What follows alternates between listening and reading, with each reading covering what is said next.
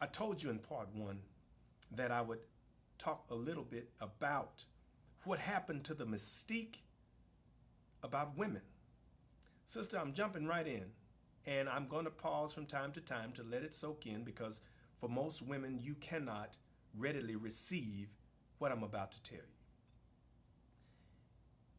After many years of research and personal observation, several women from different walks of life, different demographic, a different ethnic background. Sister, let me tell you, your mouth has ruined your mystique.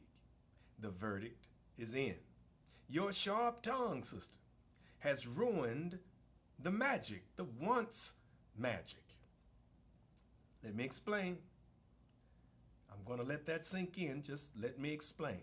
Now, you may not ever come back and want to listen to anything else I have to say, but let's go ahead and let's get on the same page with this one because really, sister, it's out of love and it is for not only your own good, but it's for the sake of your relationship, your marriage, and the man that loves you and the man that you love. Sister, you cannot begin to imagine how much a man internalizes what you say to him. And it's not because he's hypersensitive. It's not because he's weak. It's not because he's soft. It's because he loves you so deeply, sister. He loves you so much, he committed to spending the rest of his life with you, and he wanted to live in a state of bliss with you.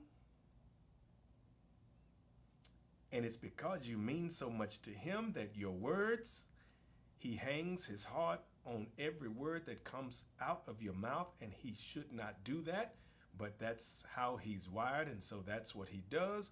And when you cut him down with your words, sister, let me make it real plain for you. I want you to understand the emotional devastation that a man experiences when you cut him down with your words, because of how much you mean to him.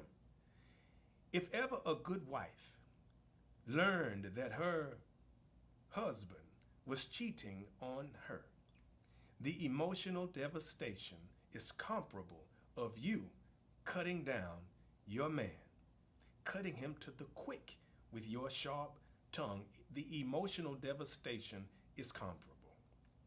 Though you might remain in the relationship with a husband who has cheated, you never look at him the same way. It may never be the same. Now, that doesn't mean you can't recover from it, but it takes literally an act of God and Congress, if you will, to put you guys back on track. And sometimes you bounce back stronger than before the breakdown. And so it's not unthinkable that you can recover, but the odds of that are far and few in between. But you can rest assured your relationship will never be the same over something that you said to him. He might stay in the relationship with you or stay married to you for 10 years or more. And you won't even know that in year 2, you broke him down with your words. And now he is a shell of his emotional self. And just because your man does not openly display his emotions, sister, does not mean that he lacks emotions or those words of yours don't affect him. Let me give you some signs that your man might still be hurting from something that you could have said so long ago that you don't even remember that you said it. He talks to you less often. He does this to protect himself from your response, from your would-be backlash or disapproval of what he said. So he talks less often to make himself less of a target. He appears less affectionate towards you because where you used to turn him on, now you turn him off. He has become somewhat distant, and it's not because of another woman, sister. It's unresolved pain. You have talked your way right out of a good relationship with your good man. You went from turning him on with your words to getting on his nerves. Now, sister, catch up with me now. Now, you love your children. You love your nieces and you love your nephews, but you can't enjoy time with them once they have gotten on your nerves, and your mother loves you dearly.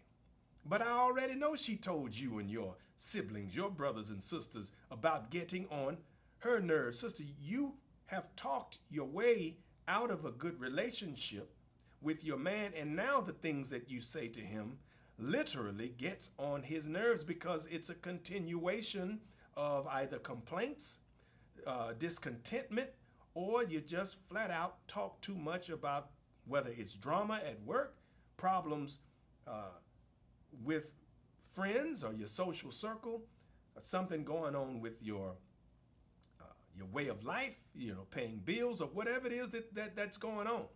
He can add and subtract, sister. He watched the news. He knows that there are problems in the world. He does not look forward to hearing you go on and on about things that are wrong, whether it's wrong in your life or wrong with him or wrong with your house or whatever your deal is, the car, it doesn't matter. Sister, he wants to spend quality time with you, and you won't allow that time to become quality. That peaceful time. I heard somebody say that time where you just kind of be still and be quiet and just enjoy one another, because you can't resist the urge to talk.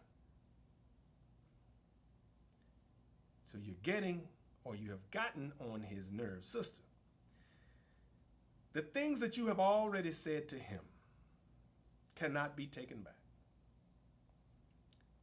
They can't be taken back. But the question is, was it necessary for you to say them in the first place, looking back, in hindsight?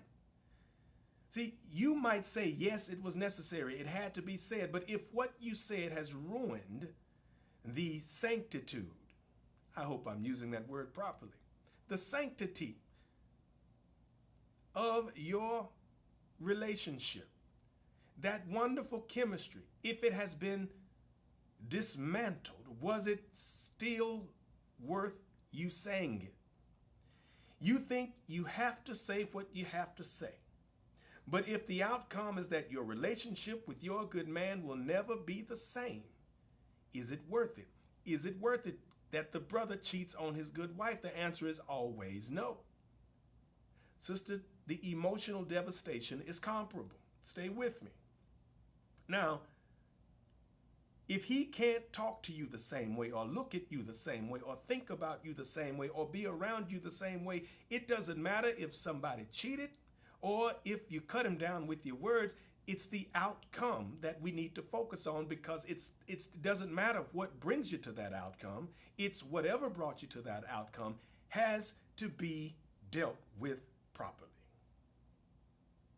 And in this conversation, my dear, wonderful, beautiful, sweet-spirited sister, it is your mouth. My. Is it worth it? Sister, for the sake of your marriage, your husband is required to resist all other women. He is wired not to resist other women, but because he chose you, he is required to resist all women. Sister, can you resist the urge of saying hurtful things to a man who has to commit to one woman and be faithful to one woman? Does he deserve to come home and deal with your mouth? And the answer is no, because I tell you this, you can take this to the bank. He would much rather be with a woman that he loves less than he loves you than to have to put up with whatever it is that's driving him nuts, with the way you talk to him, the conversations you have with him, and your level of discontentment just in your conversations with him. So for the sake of the future of your relationship, sister, you really want to get down on this subject. And if the damage is already done, my wonderful sister, and you want to salvage your relationship and try to get it back, to the love that you guys once knew, tell him this. Put it in your words, and I'm going to pretend that I'm you, sister. Now, but you can put it in your own words. You look at him and you tell him, you said, I didn't know that what I said would interfere or ruin our lives together. Just tell him, because you didn't. Tell him, I had no idea. You're a woman. You couldn't have had any idea. And let him know that, hey, you're the man. That means so much to me, and I know you did not deserve me talking to you that way or saying those things to you. Tell him, if I could turn back the hands of time, I would take it all back. Tell him that at the time that I said those regretful things, had I known then what I know now, I would have never said those things. I now realize how powerful my words are to you and how they affect you and how they affect us. And I will never talk that way to you again now that I know better. Just tell him, sister. He'll understand.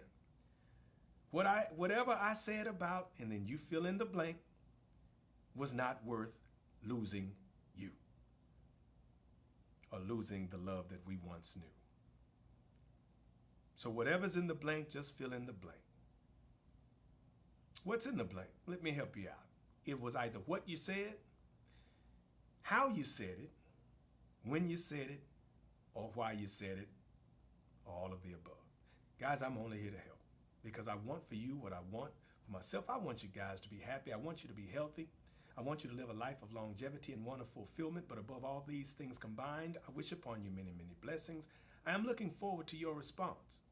Let's get back on track, sister. Let's get that mouth of yours. Let's get that mouth of yours out of the way of the wonderful chemistry that you and your man could have and once had. And as always, my name is Jay Jackson.